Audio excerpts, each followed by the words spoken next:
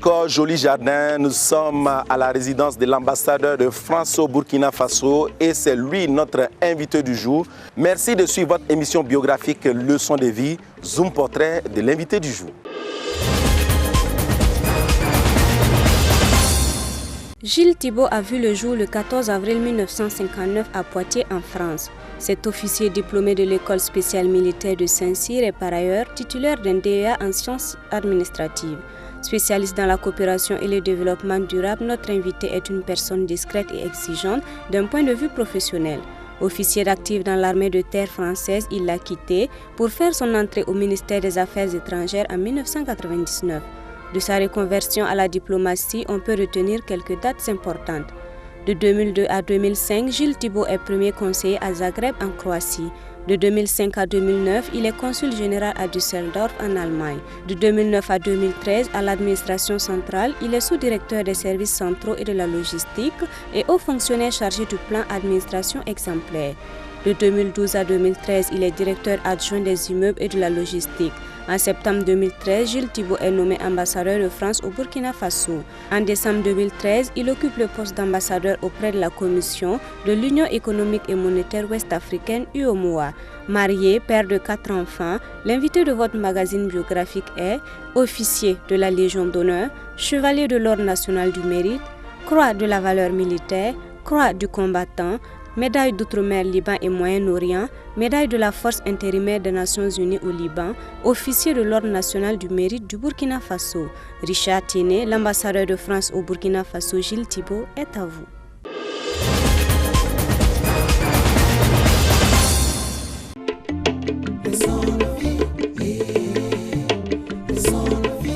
Merci, Excellence, de nous recevoir dans votre résidence. Vous êtes le bienvenu. Parlez-nous justement un peu de cette résidence. C'est un très beau bâtiment construit sur un site que les Burkinabés, les Ouégalais connaissaient bien, enfin ceux qui sont âgés maintenant parce qu'autrefois c'était l'hippodrome. Et on a construit dans les années 60 cette magnifique demeure. Le 14 avril 1959, vous voyez le jour à Poitiers, c'est en France. Quel est le souvenir de votre enfance qui vous revient de façon récurrente à l'esprit? Alors curieusement, ce n'est pas un souvenir de Poitiers parce que tout petit, avec mes parents, mon père était gendarme. Il a été affecté en 1960 ou 1961 en Algérie et j'ai des images qui me reviennent de la plage sur la Méditerranée. On habitait une ville qui s'appelait Mostaganem, près d'Oran, et mes premiers souvenirs d'enfant sont un grand soleil avec une Méditerranée absolument bleue. Un décor quelque peu paradisiaque à votre goût. En tout cas, peut-être un décor qui incitait déjà à voyager. Élève, étiez-vous plutôt brillant ou moyen en classe? Alors c'est toujours embêtant de le dire, j'étais entre les deux, c'est-à-dire que j'étais un élève plutôt bon et assez turbulent, avec des points forts comme l'histoire où j'étais toujours premier, le français qui m'intéressait beaucoup, mais j'étais aussi un élève assez facétieux. Est-ce parce que vous étiez turbulent quand les parents vous ont finalement dit, bon, comme il n'arrive pas à se calmer, comme il est un peu turbulent, quelque peu turbulent à l'école, on va l'amener dans l'armée? Alors, je n'étais pas un vrai enfant turbulent parce qu'on était 4 frères et j'en avais 2 qui l'étaient beaucoup plus que moi. Moi, j'aimais bien jouer, faire des blagues, mais j'étais plutôt un enfant assidu, calme et qui lisait beaucoup. Et quand est-ce que vous vous intéressez à l'armée, finalement? C'est un peu le hasard parce que mon père était major de gendarmerie, donc le milieu militaire, je le connaissais un peu, mais c'est surtout parce qu'un de mes meilleurs amis était rentré lui-même en collège militaire et il avait trouvé un épanouissement au plan sportif notamment et aussi au plan scolaire que j'étais intéressé par cette formation. Et en fait, mon père ne m'avait pas parlé de ça. C'est suite aux discussions avec mon ami que je lui ai dit ça serait peut-être bien si je passais le concours d'entrée en seconde en collège militaire, en lycée militaire. Et c'est ce que j'ai fait. D'accord. Vous avez également servi dans l'armée américaine pendant la guerre du Golfe en tant qu'officier intégré, n'est-ce pas? Oui, bien renseigné. Parlez-nous de cette expérience. C'était une expérience évidemment très intéressante parce que c'était pendant la première guerre du Golfe. J'étais à ce moment-là capitaine un peu ancien, c'est-à-dire que j'avais déjà commandé une compagnie de combat d'infanterie dans les chasseurs alpins et je suis passé au bureau opération d'une brigade d'hélicoptères de combat de l'armée américaine chargée de la surveillance de l'espace aérien du nord de l'Irak. Et c'était tout à fait passionnant parce que je passais 2 heures chaque jour ou chaque nuit en vol opérationnel avec des unités déployées sur le terrain, des hélicoptères de transport de troupes, des appareils de chasse comme les A-10, des F-18 et puis au-dessus de nous des AWACS. C'était impressionnant de voir à l'époque déjà la capacité des Américains de déployer sur un terrain des forces tout à fait importantes, notamment au plan matériel. De 1980 à 1999, en parcourant votre curriculum vitae, on apprend que vous êtes officier d'actif dans l'armée de terre française. Vous avez été chasseur alpin. Et au cours d'un accident, d'une chute, vous êtes obligé, malgré vous peut-être, vous allez nous le dire, de quitter l'armée. Avez-vous tout de suite pensé à une carrière diplomatique? Oui, alors cette aventure, elle est à la fois celle que vous décrivez, vous êtes très bien renseigné, et puis un peu différente. Moi, j'étais quelqu'un, et je suis toujours quelqu'un qui choisit la nouveauté, qui va vers des expériences nouvelles. Quand j'étais en classe préparatoire, j'ai préparé Saint-Cyr, j'ai choisi les chasseurs alpins. Il se trouve pour différentes raisons que de ma vie avant, je n'avais jamais été en montagne, je n'avais jamais fait de ski ni d'escalade. Et je me suis très investi dans ce domaine-là, si bien que, à force de faire de la montagne, et notamment de l'escalade, j'ai fini par tomber. J'ai découvert à ce moment-là que l'homme ne volait pas. Enfin, s'il partait en arrière, il tombait, ce qui m'arrivait. Et ça, c'est en 1986. Mais je suis quand même resté dans des fonctions très opérationnelles, en commandant la compagnie de combat du 6e bataillon de chasseurs alpins qui s'appelle la compagnie Vercors, en emmenant par exemple mes appelés au sommet du Mont Blanc, mais en ayant effectivement des difficultés à marcher puisque j'avais une cheville pratiquement bloquée, même si j'ai continué à courir. Et donc c'est vrai que je ne me voyais pas forcément rester longtemps militaire parce que quelque part c'était un handicap. Moi j'aimais bien donner l'exemple. J'ai toujours pensé que la première vertu du commandement c'est l'exemplarité. Donc et avant cet accident m'arrive, je courais plutôt bien. Enfin j'aimais l'engagement physique. Quelque part j'étais un peu frustré et je me suis dit il faudra peut-être aller voir ailleurs. Et aller voir ailleurs, c'était effectivement regarder quelles étaient les possibilités, notamment offertes par la haute fonction publique française. Donc j'aurais pu devenir préfet. Un préfet chez nous, c'est l'équivalent plutôt d'un gouverneur. J'aurais pu rentrer dans la haute administration française. Il y avait des places au Conseil d'État, l'inspection des finances, la Cour des comptes, mais il y avait aussi des places offertes, pas chaque année, mais de temps en temps, à des officiers supérieurs aux affaires étrangères. Et c'est le choix que j'ai fait. Il n'y avait pas assez de places, c'était assez sélectif. Oui, c'est plutôt très sélectif parce qu'il y a une place, pas tous les ans, et puis dans le milieu dans lequel j'étais, des officiers de la gendarmerie, de marine, armée de l'air, armée de terre, il y a un intérêt très fort pour les affaires étrangères, parce que les gens j'appartiens à une génération qui a connu beaucoup d'expériences entre le Liban, la Yougoslavie, certains théâtres d'opération africains, enfin les gens connaissent bien l'étranger, ont une pratique des langues qui est plutôt bonne. Et effectivement, sur la ligne de départ, il y a pas mal de candidats. Et j'ai eu la chance, l'année où j'ai postulé, d'être pris tout de suite. D'accord. Quel est le meilleur souvenir que vous gardez de votre carrière militaire? Alors en fait, il y en a beaucoup, mais peut-être que c'est d'avoir emmené au sommet du Mont Blanc une centaine d'appelés du contingent au moment où je commandais au 6e bataillon de chasseurs alpins à Grenoble la compagnie Vercors, parce que c'est en réalité, au plan technique et physique, un véritable exploit. On prend des gens qui arrivent de toute la France, qui sont volontaires pour les alpins, mais qui parfois ne savent pas skier. Or, je les ai emmenés fin août au sommet du Mont Blanc, dans des conditions particulièrement difficile. Au départ, il faisait très beau, mais quand on est redescendu, c'était plus difficile. Et j'ai emmené aussi ce jour-là le nouveau colonel qui est arrivé 2 jours avant, et puis un autre colonel qui commandait le bureau opération.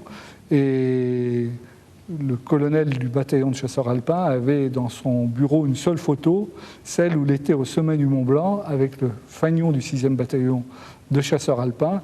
Et moi, j'ai gardé également très longtemps, tant que j'étais militaire, une belle photo encadrée où j'étais au sommet du Mont Blanc avec le fanion, la 2e compagnie Vercors. On va marquer une pause dans cette émission. Vous êtes en de bons termes avec des diplomates résidant au Burkina Faso, notamment l'ambassadeur du Maroc au pays des hommes intègres. Nous allons suivre son avis à votre sujet et nous nous retrouvons dans quelques instants pour poursuivre cette émission. Très bien.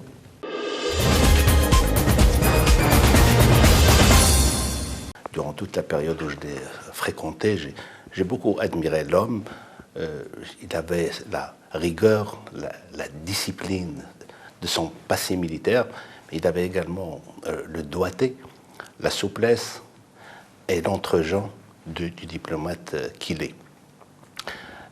Je peux dire également que Gilles est arrivé durant une période extrêmement mouvementée dans la vie de ce pays que nous aimons tous les deux, à commencer par l'insurrection d'octobre 2014.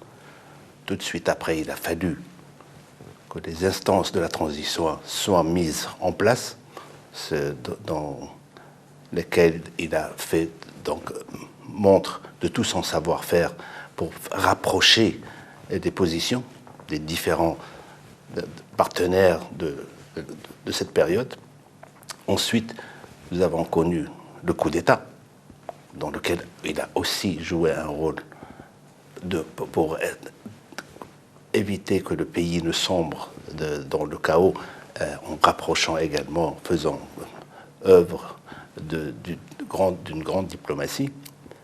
Et puis, nous avons connu, bien entendu, l'attentat du Cappuccino qui nous a endeuillés tous.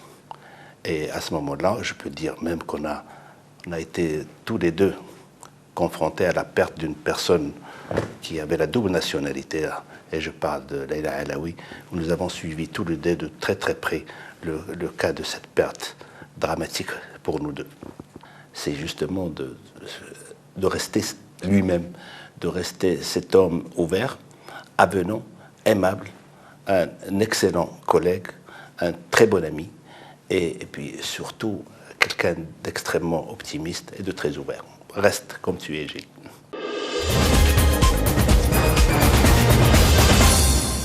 Excellence, vous venez de suivre l'ambassadeur du Maroc au Burkina Faso réagir à votre propos. Quel commentaire vous en faites? Ça me fait plaisir d'entendre ce qu'il dit. Farhat est un excellent collègue, un diplomate averti, et c'est vrai qu'on a vécu, comme tous les Burkinabés ici, des événements extraordinaires à tout point de vue.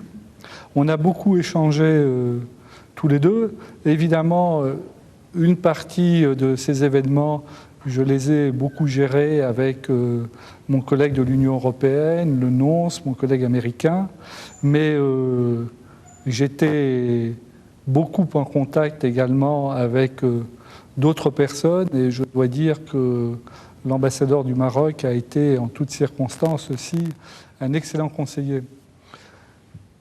Donc j'entends ce qu'il dit avec plaisir et je retiens quelque chose qui me paraît important. Il me dit « reste toi-même ».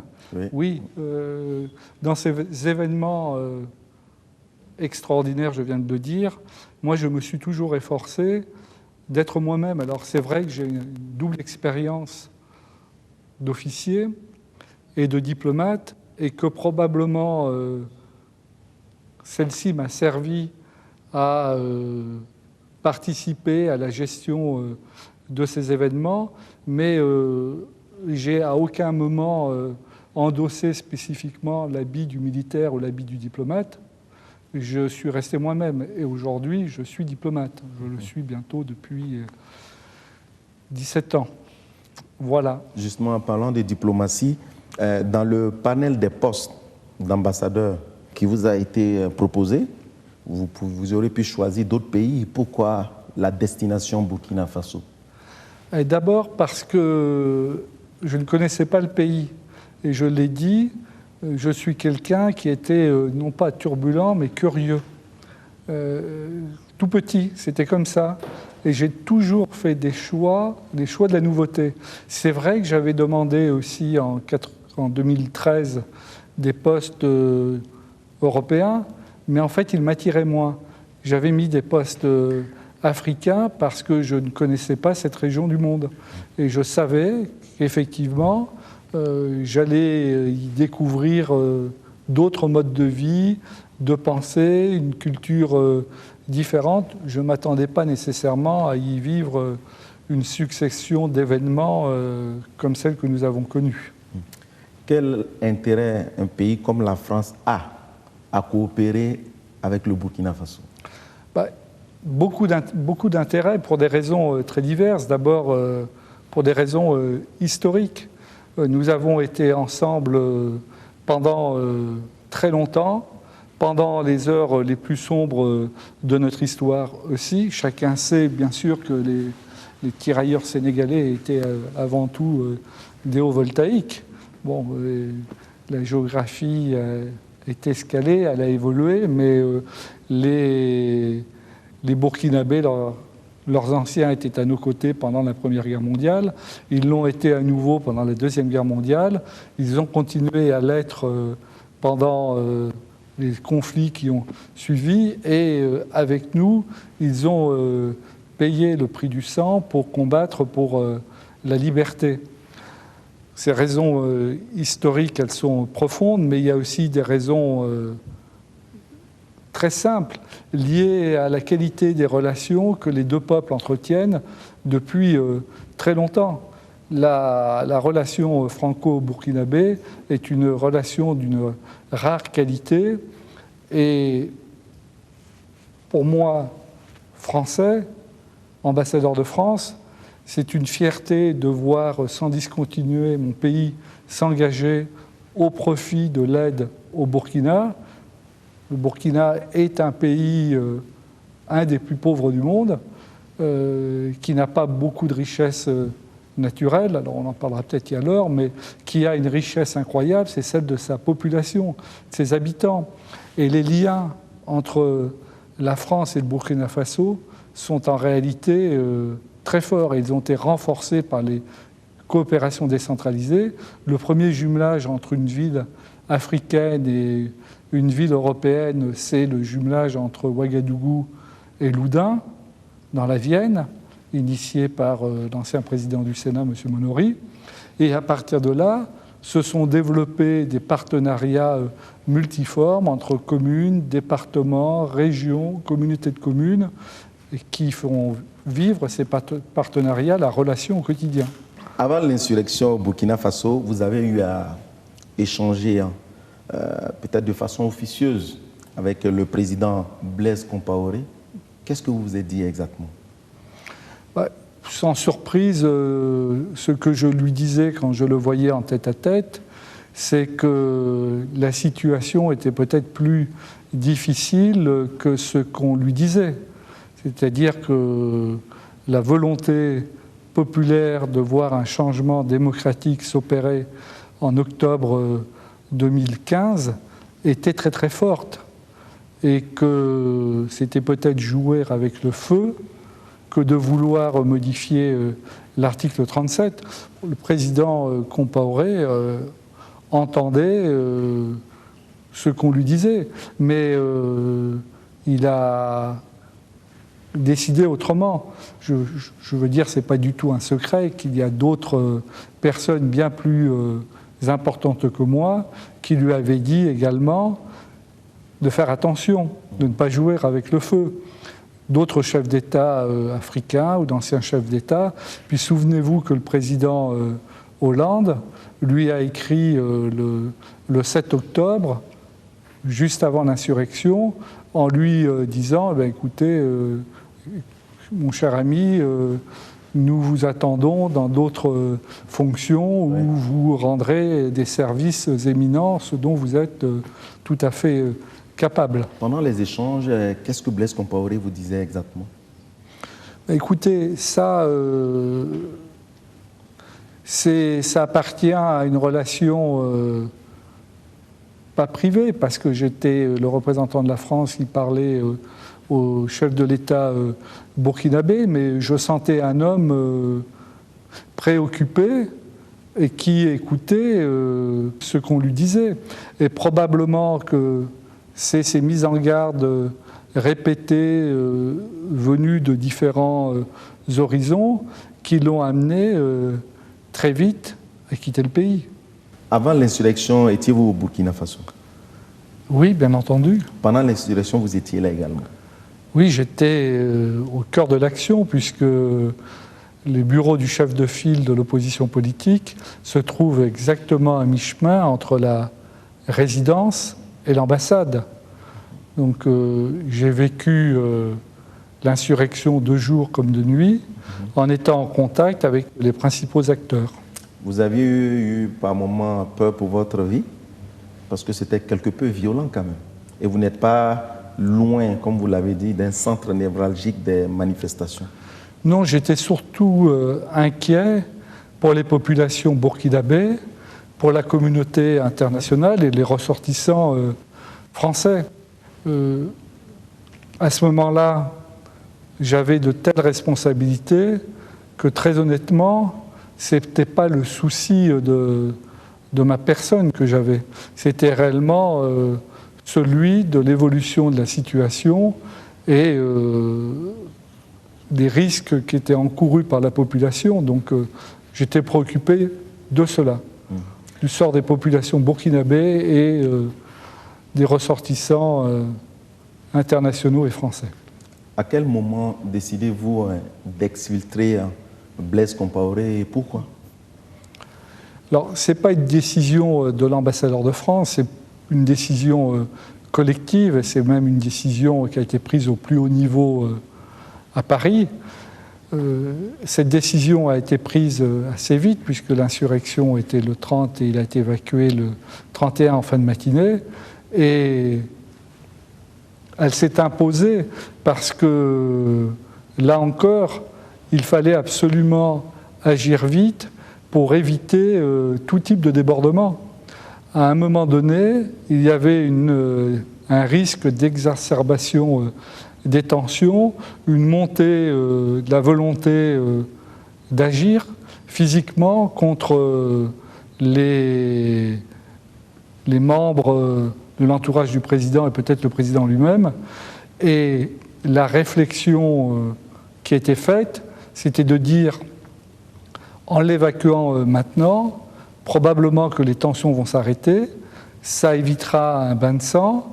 Au plan humanitaire, ça sauvera évidemment des vies, ça permettra aux nouvelles autorités de commencer leur mandat dans des conditions meilleures. Et de fait, c'est ce qui s'est passé. Dès que la population a appris que le président était parti, les tensions sont retombées. Alors, je dois dire qu'il a d'abord été évacué, le président, par le RSP lui-même. Voilà. Et c'est à quel moment l'armée française agit? La France est allée le chercher sur son parcours vers l'est du pays pour l'amener en Côte d'Ivoire. Est-ce qu'il y a eu des échanges de tirs avec... À aucun moment. À aucun moment. À aucun moment. À aucun moment. Est-ce qu'à ce jour, vous n'avez pas un ressentiment comme une sorte d'ingérence d'agir ainsi en exfiltrant un président qui aurait pu rester sur le territoire et être jugé? Vous avez plutôt eu peur pour sa survie, vous dites. Cette exfiltration est à but avant tout humanitaire, mais n'avez-vous pas... Non, je n'ai pas eu peur pour sa survie à lui. Oui. J'ai eu peur pour les populations burkinabées. J'ai eu peur, comme d'autres, qu'on parte vers une guerre civile. J'ai eu peur du déclenchement des violences. La personne du président, elle était importante, mais elle était infiniment moins que ce qui pouvait se passer. Et la connaissance de l'histoire qu'on a tous, d'autres conflits dans le monde, démontre que cela peut aller très très vite. Donc il ne faut pas aller chercher des grandes explications d'intellectuels après coup. Il fallait agir. Il y a des moments dans la vie où ce que vous faites, effectivement, parle plus fort que ce que vous dites. Est-ce que vous avez été renseigné avant les journées des 30 et 31 octobre 2014 que les choses risquaient de s'envenimer? Non, il n'y a pas de service de renseignement qui savent ce qui va se passer demain ou après-demain. Mais il y a des gens qui réfléchissent, dont mes collègues diplomates, les gens des services de renseignement, les journalistes burkinabés, la société civile, qui pouvaient dire que ça risquait de mal se passer. Et moi, je ne fais pas partie de ceux qui ont été surpris par ces événements, puisque en janvier 2014, j'avais fait un plan d'action et j'avais écrit que si les autorités burkinabées persistaient dans leur volonté de modifier l'article 37, cela pourrait entraîner des tensions. Et qu'au moment où ces tensions commenceraient, il serait difficile pour l'élite au pouvoir depuis plus de 30 ans de raisonner la moitié de la population de moins de 20 ans. Donc il n'y avait pas de caractère divinatoire dans ce pronostic, mais effectivement, moi, je pensais que c'était risqué. En pleine transition, le Burkina Faso connaît un coup d'État. Donc un coup d'État intervient précisément en septembre 2015. Gilbert Diendéré est à la tête des putschistes. Quel rapport vous entretenez avec ce général de l'armée burkinabé? Quels étaient vos rapports? Il a fait Saint-Cyr comme vous également.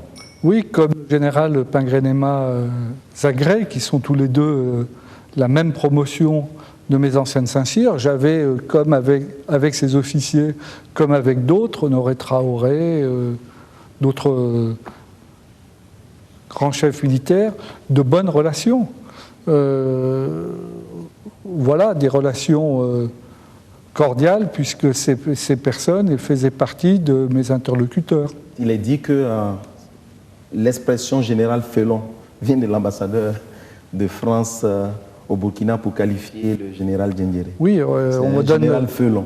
Oui, on me donne pas la paternité. De fait, je l'ai qualifié ainsi. Et puis, je dois dire que probablement que j'étais le premier, moins d'une demi-heure après le coup d'État, à lui dire que c'était une attitude inqualifiable, qu'il fallait donner immédiatement des ordres au RSP pour arrêter ces événements, libérer les otages et que les auteurs des arrestations se constituent prisonniers.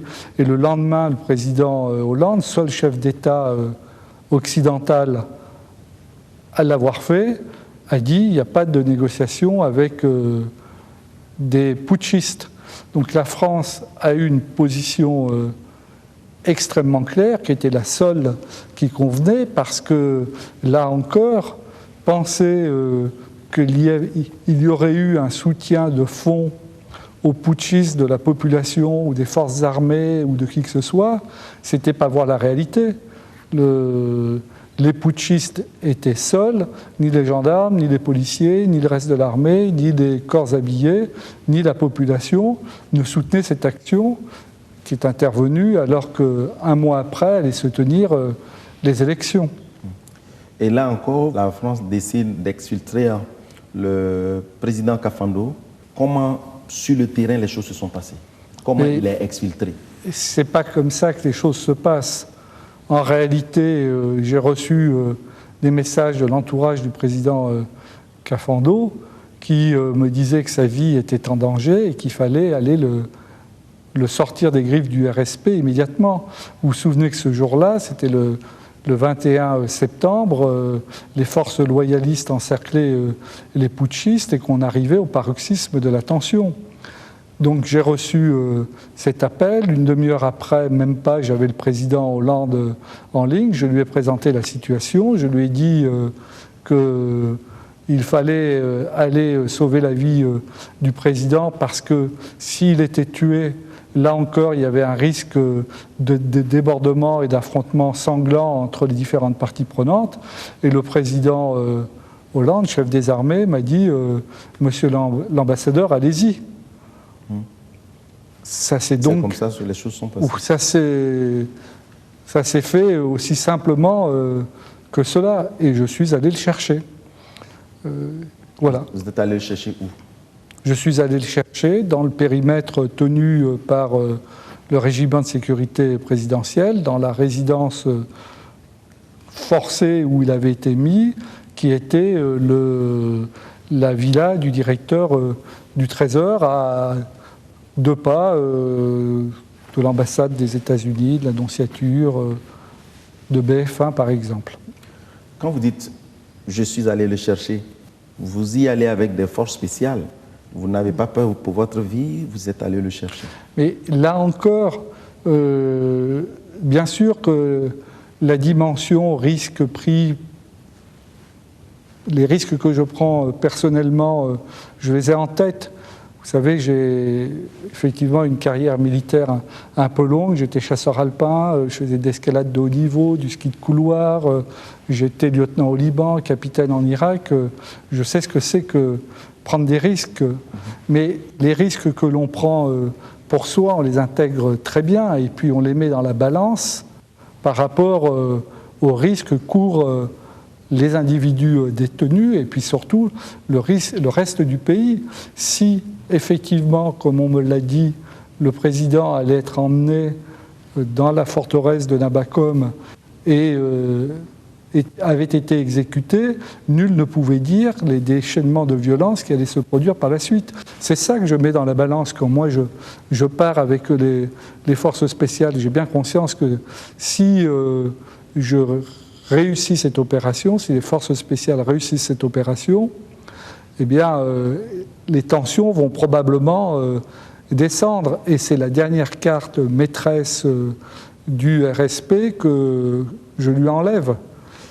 Et puis, de fait, c'est ce qui s'est passé.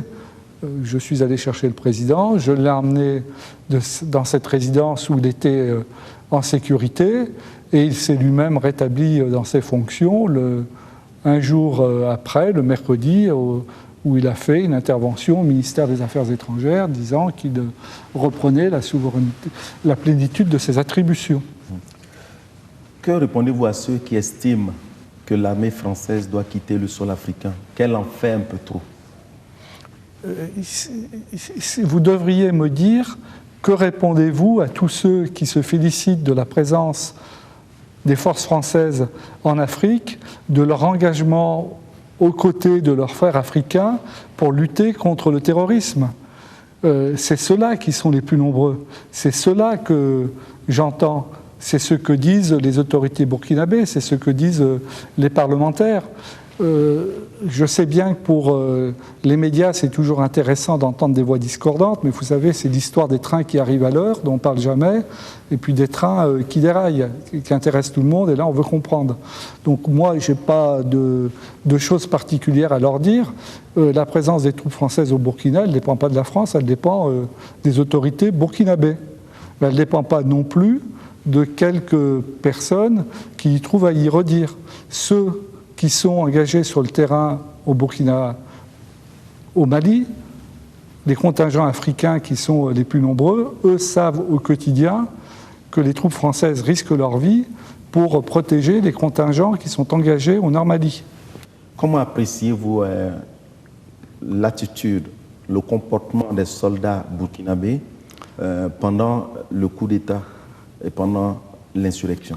Oui, alors en tant que diplomate, ancien officier de carrière, puisque... En tant que militaire d'abord. Et ensuite, oui, mais vous n'avez pas de... Moi, je fais partie de ceux qui pensent que c'est pas parce qu'on a été militaire un jour qu'on l'est militaire toujours. Moi, j'ai changé de métier. Et très précisément, je pense que l'avenir de l'Afrique passe par cela. Les militaires doivent rentrer dans le rang et ne pas occuper toutes les fonctions. Et les militaires ne doivent pas faire de politique. Ou les militaires, s'ils veulent devenir diplomates, ils doivent faire comme moi, ils doivent changer de métier. Maintenant, j'ai une expérience opérationnelle comme officier. Et pour répondre à votre question, je trouve que les gens ont été courageux. Les forces de gendarmerie, les forces de police, l'armée régulière. Je sais aussi qu'au sein du RSP, il y a des gens de grande valeur qui n'étaient pas du tout d'accord avec ce qui s'est passé au moment du coup d'État. Ce que je peux dire vraiment, parce que c'est la réalité, c'est que l'institution militaire, les forces de sécurité et de défense dans leur ensemble, les corps habillés, ont une grande conscience professionnelle, une volonté d'accomplir leur mission au quotidien qui est tout à fait louable et remarquable, notamment au Mali, où le contingent burkinabé ou au Soudan fait un excellent travail. Après, vous ne pouvez pas juger une institution par le comportement de quelques-uns, parce que sinon, vous ne dites pas la réalité. La réalité, c'est que les forces de sécurité et de défense burkinabées ont été à la hauteur des circonstances, compte tenu aussi de leur niveau de formation, des moyens et des matériels dont elles disposaient dans les différents événements qu'elles ont vécus. Comment appréciez-vous cette jeunesse burkinabé ? Formidable, et puis en même temps de beaucoup de maturité, c'est-à-dire que dans les moments les plus chauds, où les événements auraient pu devenir dramatiques, elle a eu la sagesse de ne pas aller trop loin. Mais heureusement, des circonstances l'ont aidé, et puis il y a eu beaucoup de bons parrains, entre guillemets. Le Moronaba, le cardinal, le Monseigneur Paul Ouedraogo, Jean-Baptiste Ouedraogo et quelques autres qui ont fait passer sans cesse les bons messages. Et je veux saluer aussi d'ailleurs l'excellent travail qui a été fait par les forces politiques pendant l'année 2014 avec un président du CEFOP extrêmement actif, et puis Zéphirin Diabré, et puis celui qui est aujourd'hui président du Faso, qui est également tout le temps juste dans leurs déclarations. C'était vraiment pas facile. Et ces partis politiques-là, ces grands leaders, ont fait passer les bons messages. Nous allons suivre un second extrait pour décompresser un peu. Et c'est celui de la directrice de l'Institut français. De temps en temps, vous vous rendez au niveau de ce cadre culturel pour peut-être voir des spectacles. Nous y reviendrons. En attendant, rubrique à vie.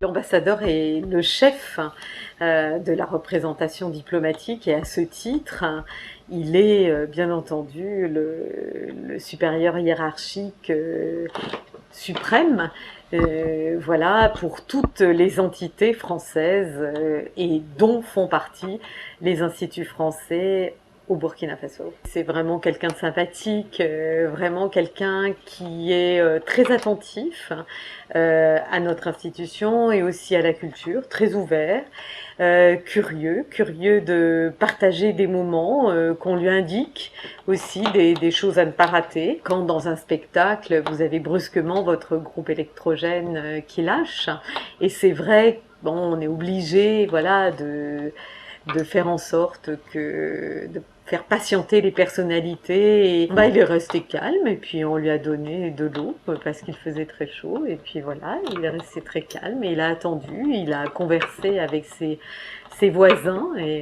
non, tout allait très bien. C'est quelqu'un qui a forcé mon admiration par son courage, parce qu'il a su tenir des positions dans des moments difficiles, et puis aussi sa résistance physique, parce que pendant ces crises, voilà, c'est quelqu'un qui ne dormait pas et qui s'est donné entièrement à cette tâche, et voilà, ça c'est vraiment quelque chose de tout à fait remarquable. Monsieur l'ambassadeur, je vous souhaite le meilleur, tout le bonheur possible pour votre nouvelle mission. Et vraiment, voilà, plein de belles choses, de belles découvertes. Je crois que le pays dans lequel vous allez est un pays très intéressant. Donc voilà, bon vent.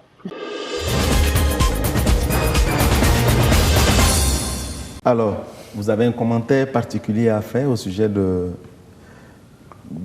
la rubrique Avis où vous venez de suivre la directrice de l'Institut français?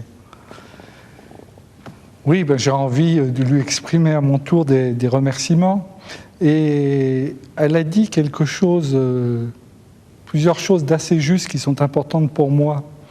Je trouve qu'au quotidien, ou dans des circonstances exceptionnelles, il faut être calme, constant, confiant et curieux. Et elle a utilisé au moins deux de ces termes en parlant de curiosité, mon intérêt pour les manifestations dans les instituts, quels qu'ils soient.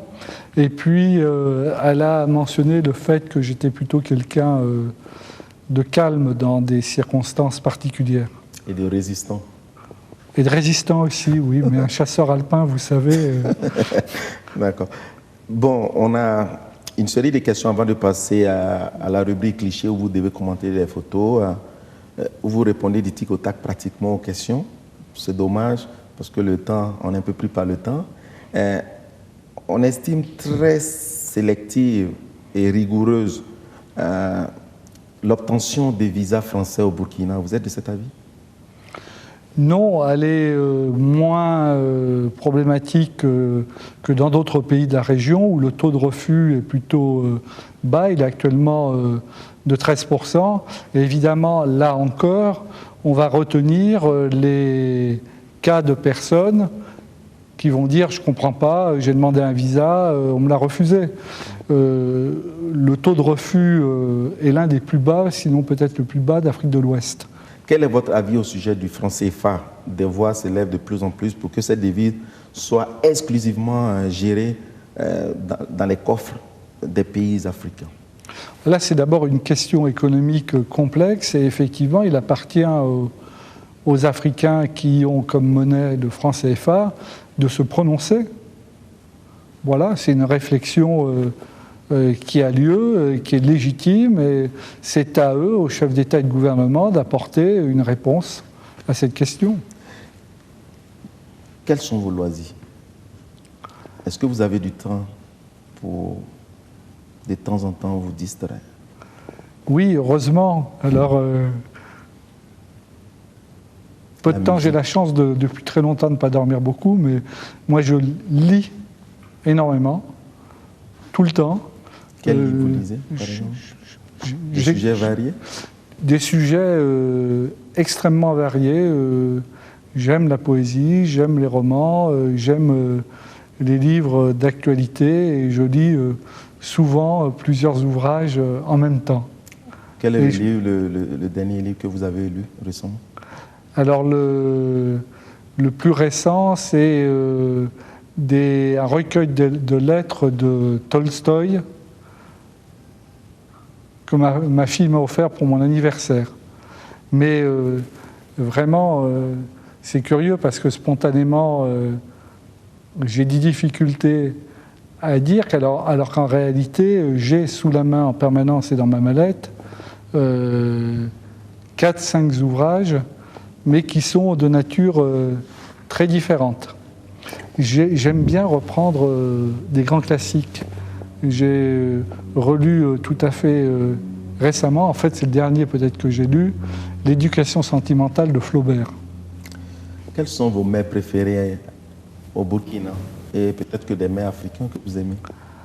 Alors, le poulet télévisé, c'est bon, hein, mais non, moi je suis un amateur de capitaine. Vraiment, je trouve ça excellent. Et puis, en fonction des saisons, les fraises sont succulentes, les haricots verts aussi. Le taux? Le taux, bien entendu. J'ai l'occasion assez souvent d'être en brousse ou chez des amis. Et je dois dire que, évidemment, les gens, quand ils reçoivent l'ambassadeur de France, essaient avec raison de me montrer, ce qui est vrai, que la cuisine est très variée. Elle est peut-être plus variée en dehors du plateau central. C'est-à-dire que quand on va chez les Gourunsi, les Gourmanchés, ou bien chez les Bobos, il y a une plus grande variété, peut-être. La rubrique cliché à présent, où vous commentez des photos.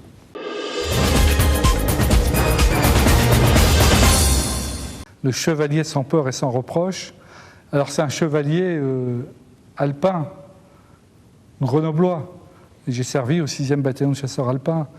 Et c'est quelqu'un qui avait un sens de l'honneur extrêmement élevé, qui faisait preuve en toutes circonstances de la plus grande des bravoures. Et il a été choisi par le roi François Ier pour lui remettre les ordres de chevalerie. C'est dire l'estime dans laquelle le roi de France le tenait. Et puis, bon, je connais un peu son histoire. Pour avoir habité Grenoble, il s'intéressait aussi, comme gouverneur du Dauphiné, à beaucoup de questions, notamment les problèmes de santé, de sécurité et de voirie. Donc, ce souci qu'il avait des populations est tout à son honneur. Puis, je dois dire surtout que c'est le héros de ma petite enfance. Alors c'est une photo évidemment qui me fait très plaisir parce que c'est le sommet de l'Europe, c'est le Mont Blanc et j'ai eu, vous l'imaginez, quelquefois l'occasion de le gravir. Alors de le gravir avec des amis, bien dans un cadre professionnel avec l'école militaire de haute montagne et encore mieux, je l'ai dit tout à l'heure, d'y amener une centaine d'appelés à fin août 1991 et c'est un souvenir inoubliable.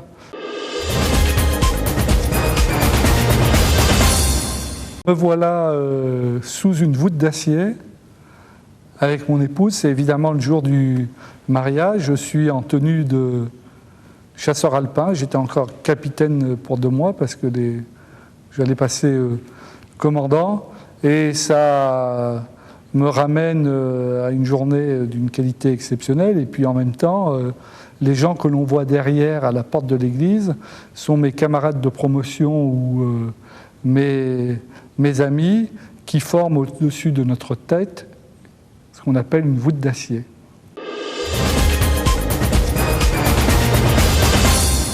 Retour sur le plateau donc pour poursuivre cet entretien avec vous. Cette rubrique, c'est la rubrique des questions classiques. Vous répondez du tic au tac à une série de questions. Donc, il n'y a pas de questions pièges, rassurez-vous. Bon, j'essaierai même de le faire au tac au tac alors. Ok, et ça marche. Dites-nous, quel est le moment ou l'événement qui a le plus marqué votre vie à ce jour, si nous pouvons nous répéter? Alors, peut-être, je ne m'en souviens pas, c'est le jour de ma naissance. C'était un événement heureux. C'était, au moins pour mes parents, je crois, un événement très heureux, et pour moi aussi, puisque mon existence s'est prolongée jusqu'au Burkina Faso.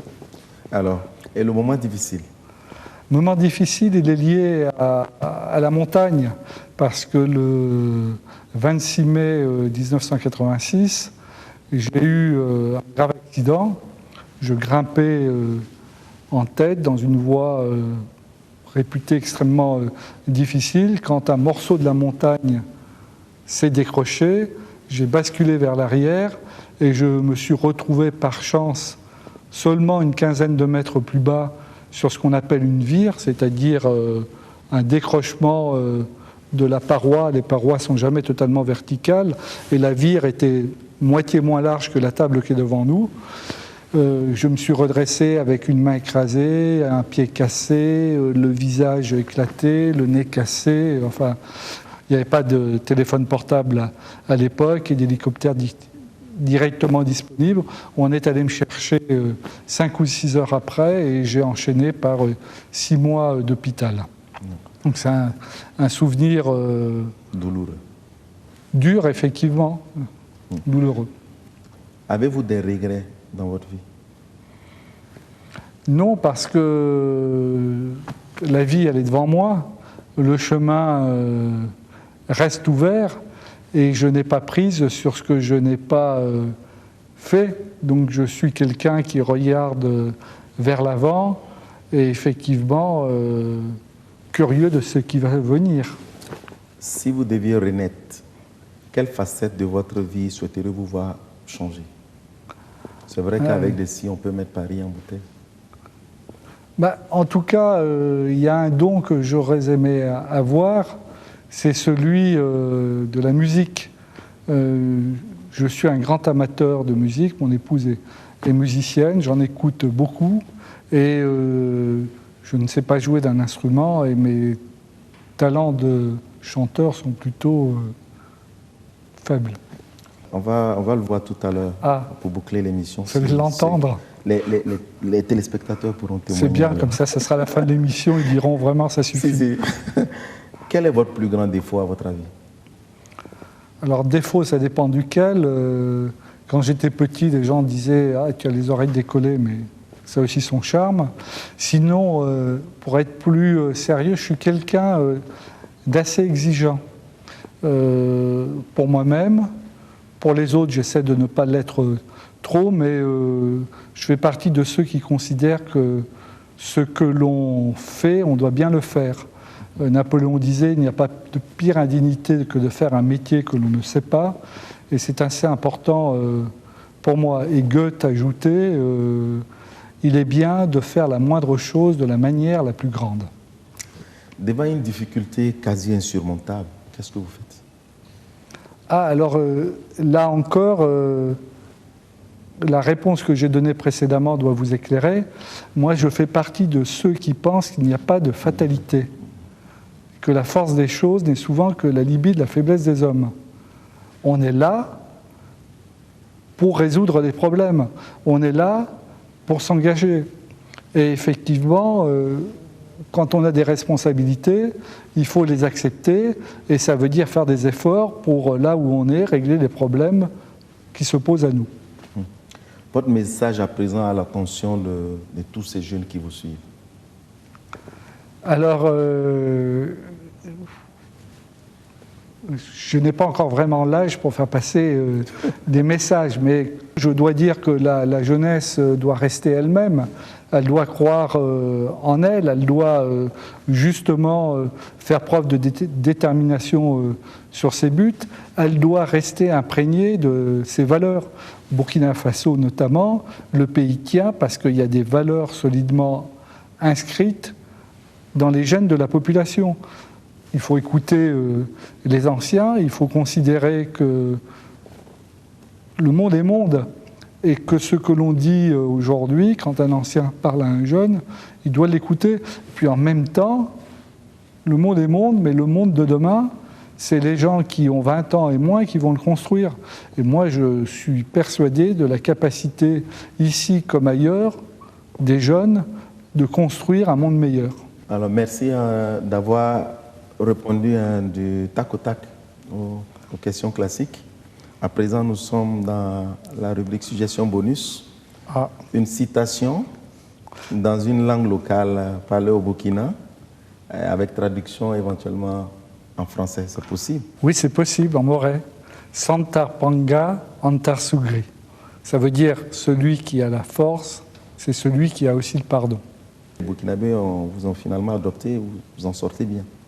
Merci. Alors, à présent, le chant.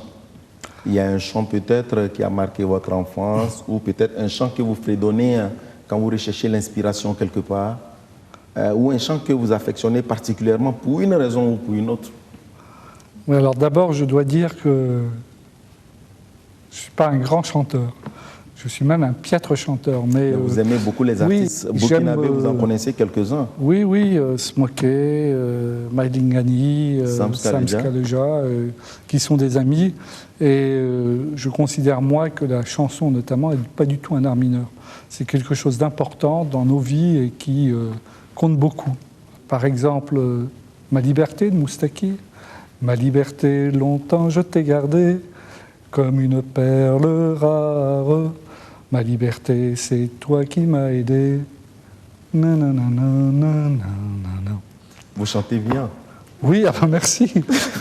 Formidable. C'est la première fois qu'on me le dit, presque. Vous chantez bien, nous estimons, et les téléspectateurs pourront en juger. Merci de nous avoir reçus à la résidence, de nous avoir ouvert non seulement les portes de votre résidence, mais également les portes de votre cœur. Merci et merci aux téléspectateurs qui sont allés jusqu'au bout de cette émission. Et bonne suite de carrière. Merci encore. À très bientôt et à un prochain numéro de Leçons de vie.